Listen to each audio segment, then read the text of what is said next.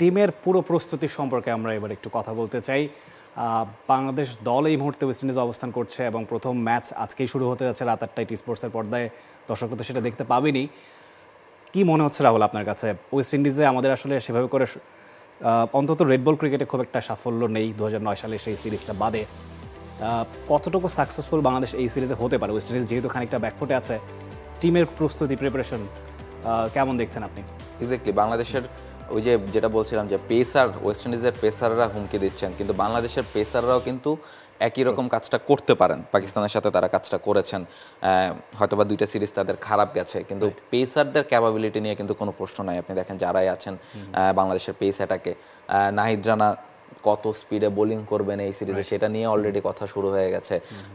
ফলে সেই জায়গা থেকে তারা যদি নিজের কাজটা করতে পারেন, আমার কাছে মনে হয় যে ওয়েস্ট ইন্ডিজের ব্যাটারদের আটকানো সম্ভব বাংলাদেশের বোলারদের দিয়ে।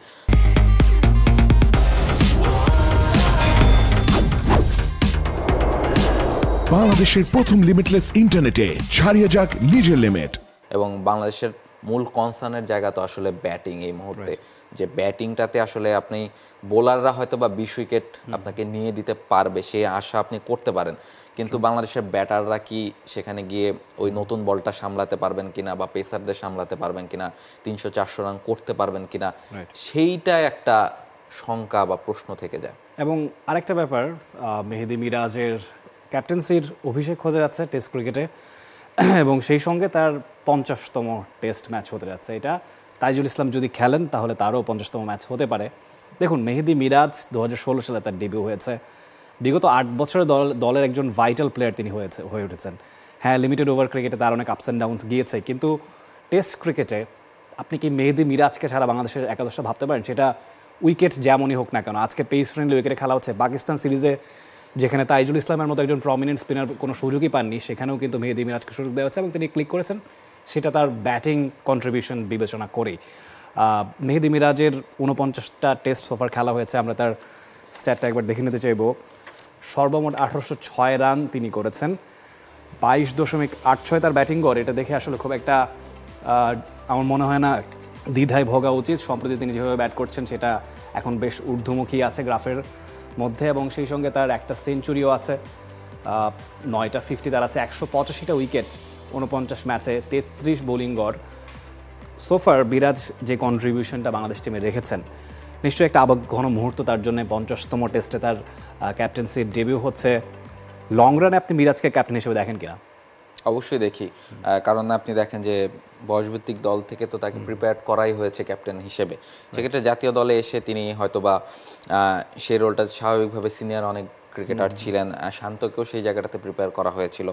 আমার কাছে মনে হয় খুব দ্রুতই অন্তত 1-2টা ফরম্যাটে মিরাজকে অধিনায়ক হিসেবে বাংলাদেশ রেগুলারলি দেখতে পারবে, এবং সেই জায়গাটাতে একটা শুরু বোধহয় হয়ে গেল। কারণ মিরাজ যে মানে এমন একজন ক্রিকেটার যাকে আপনি 3 ফরম্যাটে প্ল্যান করতে পারেন, এবং ওয়ানডে এবং টেস্টে তো আপনার টিমের অপরিহার্য ক্রিকেটার। টেস্টে আপনি যেটা বলছিলেন যে তাকে ছাড়া বাংলাদেশ দল আসলে একাদশ কল্পনা করা যায় না। আপনি দেখেন যে বলছিলেন 22 গড়, সেটা আসলে 8এ ব্যাটিং করে যদি একটা ব্যাটারের 22 গড় হয় সেটাও তো বেশ ভালো, এবং সেটা তো আসলে তার প্রপার স্ট্যাটটা আসলে বোঝায় না। কারণ তিনি যেভাবে লাস্ট 2-3 বছর ব্যাটিং করছেন, সেই জায়গাটা থেকে লাস্ট 2-3 বছরে তার গড় হয়তো বা 30-এর কাছাকাছি বা তারও বেশি হতে পারে।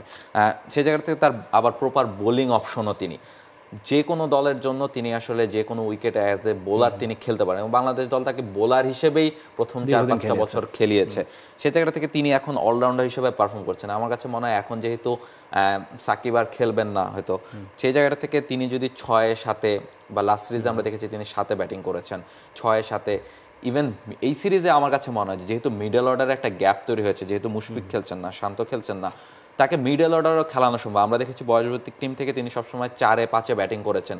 আন্ডার 19 যে ওয়ার্ল্ড কাপটা হয়েছিল ঘরের মাঠে 2016 সালে, সেই জায়গায় তিনি কিন্তু প্রচুর রান করেছেন 4-5-এ ব্যাটিং করে।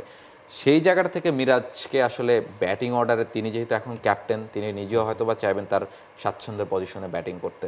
আমরা একটু মিরাজের কণ্ঠে শুনে আসতে চাই তার অনুভূতি কি 50তম টেস্টের সামনে এবং ক্যাপ্টেন্সির ডেবিউতে। যেহেতু 50টা টেস্ট খেলবো এবং এটা দেশের জন্য আমার জন্য অনেক ভালো একটা পাওয়া, এবং আমি মনে করি দেশের জন্য 50টা টেস্ট খেলা এটা অনেক বিরাট অ্যাচিভমেন্ট। সো আশা করি এটা আমার জন্য বড় একটা অ্যাচিভমেন্ট থাকবে এবং সেটা যদি স্মরণীয় করে রাখতে পারি এটা আরও অ্যাচিভমেন্ট থাকবে। অ্যাবসলিউটলি, স্মরণীয় করে রাখতে পারার প্রয়াসটা মিরাজের কণ্ঠে আমরা শুনেছি, সেই চেষ্টাটা বাংলাদেশ করবে। And click on the bell icon. Follow us on Facebook and Instagram. Download T-Sports app to enjoy exciting games and highlights. Visit tsports.com.